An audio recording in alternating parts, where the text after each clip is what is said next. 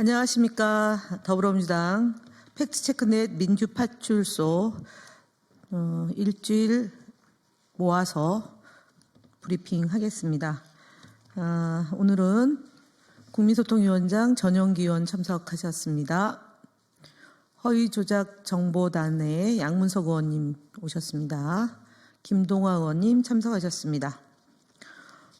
이번 주 파출소 현황 말씀드리겠습니다. 3월 7일 9시 현재 6,786명이 방문했고 1,790건이 제보되었습니다. 매체 유형별로 보면 유튜브가 23.52%로 제일 높은 수치를 기록했고 네이버가 22.85%이고 SNS를 통해서 14.25%, 커뮤니티가 7.99%, 틱톡이 6.42%로 제보되었습니다. 한 주간 있었던 일에 대해서 김동화 의원님께서 하시고요. 어저께 제보된 것은 양문석 의원님이 하겠습니다. 저희 민주파출소에서 지속적으로 하고 있는 국민의힘의 거짓말 시리즈에 대해서는 전용기 의원님이 브리핑하겠습니다.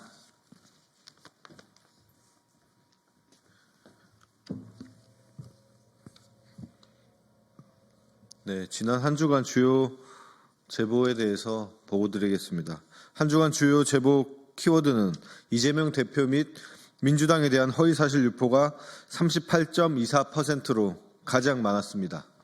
특히 이재명 대표의 정책 대담과 관련하여 그래픽카드를 매입해 중국으로 빼돌리려는 거다와 같은 터무니없는 허위사실이 다수 제보되었습니다.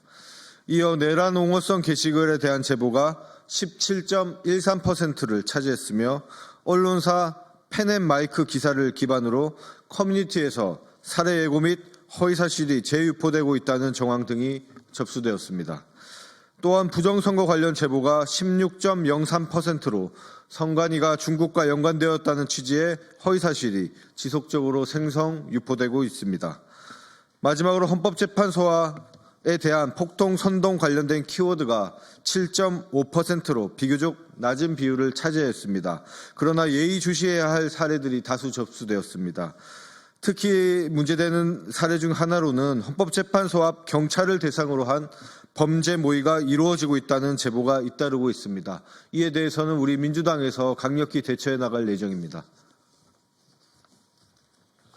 예, 경찰이 헌법재판소 선고일을 기해서 서울과 경기 지역 주요 관공서에 가포 비상령을 준비하고 있다라는 예고 기사가 계속 나오고 있는 가운데 어제 한 온라인 커뮤니티에서 헌법재판소를 경비 중인 경찰들에게 초고출력 손전등을 비추자라는 취지의 글이 올라왔습니다. 게시글에는 실명은 따놓은 당상 등의 동조 댓글이 이어지면서 위험한 상황을 조성하고 있습니다. 초고출력 손전등은 눈에 직접 노출될 경우 실명을 초래할 수 있어 매우 위험합니다. 단핵 심판 선고가 이루어질 경우 경찰들의 안전이 심각하게 위협받을 가능성이 큽니다. 이에 대해서 선제적인 예방 조치가 필요합니다.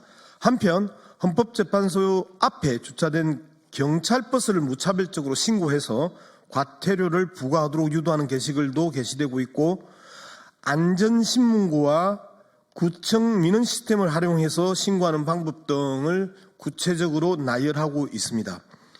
서부지법 폭동 사태에 이어 헌법재판소에서도 악의적이고 폭력적인 방식으로 사법부를 압박하고 경찰을 조직적으로 음해하려는 시도가 계속되고 있습니다. 이러한 범죄 모의성 게시글은 실제 범죄로 이어질 가능성이 높은 만큼 철저한 모니터링과 강력한 대응이 필요합니다. 민주파출소는 경찰 위해 모의 게시글을 비롯한 범죄 모의성 게시글을 지속적으로 감시 추적해 나가겠습니다. 네, 국민의힘 거짓말 시리즈 46번째 발표를 시작하겠습니다. 홍준표 후보와 관련돼서 여론조사 비용 4천만 원을 대납했다는 의혹을 받고 있는 최용희 전 대구시 서울사무소 대외협력팀장과 홍준표 대구시장의 관계에 실체가 드러나고 있습니다. 해당 의혹과 관련해서 홍준표 대구시장은 작년 12월 24일에 SNS를 통해 최용희 팀장은 내 측근도 아니고 우리 캠프 근처에 온 일도 없다고 주장한 바 있습니다. 하지만 검찰 조사 및 언론 취재 결과 이는 거짓으로 밝혀지고 있는 것으로 보입니다. 언론에 따르면 최용희 씨와 2021년 홍준표 캠프에서 활동하였다고 검찰에 출석하여 진술하였고 대선 캠프 직책이 담긴 명함을 들고 다녔다는 국민의힘 내부 관계자 증언도 나왔다고 합니다.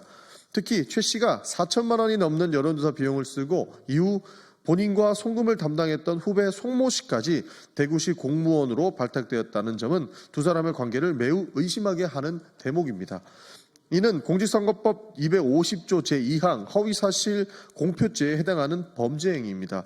이미 조사를 받고 있는 4천만 원 대납건에 이번에 드러난 거짓말까지 법의 심판을 받는다면 정치자금법 위반에 공직선거법 위반에 대한 처벌까지 받아야 할 것입니다. 검찰의 조속한 수사를 촉구합니다. 국민의힘 거짓말 시리즈 47번째 말씀드리겠습니다. 권영세 국민의힘 비대위원장은 3월 6일 자당 비상대책회의에서 곽종근 전 사령관 녹취를 거론하며 내란죄 주장의 핵심 근거들이 모두 오염된 것 그리고 오염의 주범은 바로 민주당이라며 내란을 옹호하고 나섰습니다. 이는 양심선언 촉구를 증언 오염 시도로 날조하고 여론을 호도하려는 시도에 불과한 거짓말입니다. 민주당은 내란 증언에 대한 오염을 시도한 바 없습니다. 내란 사건의 본질과 진상은 이미 모든 국민이 12.3 밤 눈으로 직접 확인하였습니다. 헌법기관인 국회에 군을 보내 봉쇄하고 입법활동을 방해한 내란 행위는 누구도 부인할 수 없는 명백한 내란죄의 진상입니다. 이는 이미 어떤 증언으로도 뒤집을 수 없는 진실입니다. 그렇기에 어떤 증언 오염도 필요하지 않습니다. 증언 오염을 시도할 이유가 없을 것입니다. 각종 거짓말로 윤석열 내란 수계를 엄호하고 헌재의 탄핵 심판에 유리한 여론을 조성하려는 국민의힘 지도부의 시도가 놀라울 뿐입니다. 더불어민주당 국민소통위원회는 거짓을 바로잡고 진실을 국민에 알리기 위해 최선을 다하겠습니다. 감사합니다.